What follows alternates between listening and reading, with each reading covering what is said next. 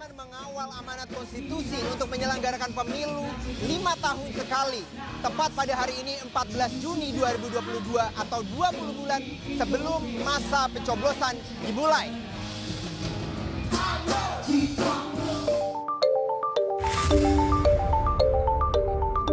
Sesuai dengan peraturan KPU nomor 3 tahun 2022 tentang tahapan dan jadwal penyelenggaraan pemilu 2024, tahapan pemilu diawali dengan perencanaan program dan anggaran, penyusunan peraturan pelaksanaan penyelenggaraan pemilu, hingga pemutakhiran data pemilih dan penyusunan daftar pemilih.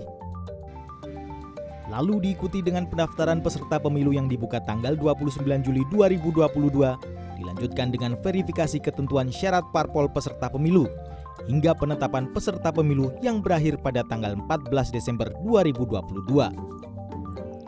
Untuk melihat siapa saja calon yang akan bertarung dan dipilih oleh masyarakat, tanggal 16 Desember 2022 dimulai dengan pencalonan anggota DPD, lalu 24 April 2023 dimulai dengan pencalonan anggota DPR, DPRD Provinsi, dan DPRD Kabupaten Kota, hingga pencalonan Presiden dan Wakil Presiden yang dimulai pada 19 Oktober 2023.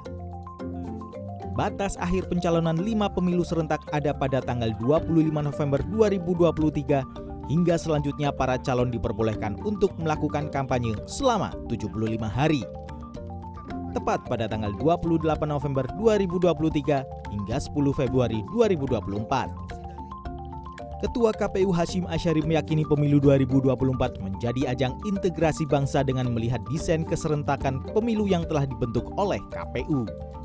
Polarisasi sebagai dampak pemilu diharapkan tak berlangsung lama, mengingat perpecahan akibat pemilu 2019 masih berlangsung hingga kini. Apa istilahnya polarisasi di masyarakat, pembelahan sosial politik, efek dari pemilu 2019 itu masih dirasakan sampai sekarang. Nah, oleh karena itu untuk pemilu 2024 ini mari kita bersama-sama menjadikan pemilu sebagai sarana, wahana untuk integrasi bangsa, untuk menyatukan bangsa. Sejumlah partai politik menyatakan kesiapannya menghadapi pemilu serentak 2024 yang akan datang dengan menyiapkan seluruh dokumen yang diperlukan sebagai syarat pendaftaran parpol jauh hari sebelum masa pendaftaran dibuka.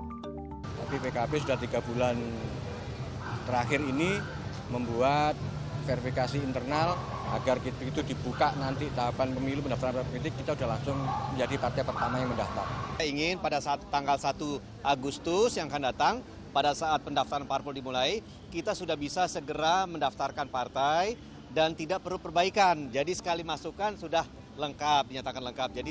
Perkumpulan untuk Pemilu dan Demokrasi atau Perludem menyoroti 3 tugas berat yang masih harus diselesaikan oleh KPU meski tahapan penyelenggaraan pemilu telah dimulai. Kepastian soal efisiensi anggaran pemilu sebesar 76,6 triliun rupiah, konsolidasi internal KPU pusat dan daerah dalam menyelenggarakan pemilu, hingga pembentukan peraturan KPU lainnya yang menjadi landasan dan tata cara untuk menjalankan berbagai tahapan pemilu perlu segera diselesaikan agar tak mengganggu kualitas penyelenggaraan pemilu.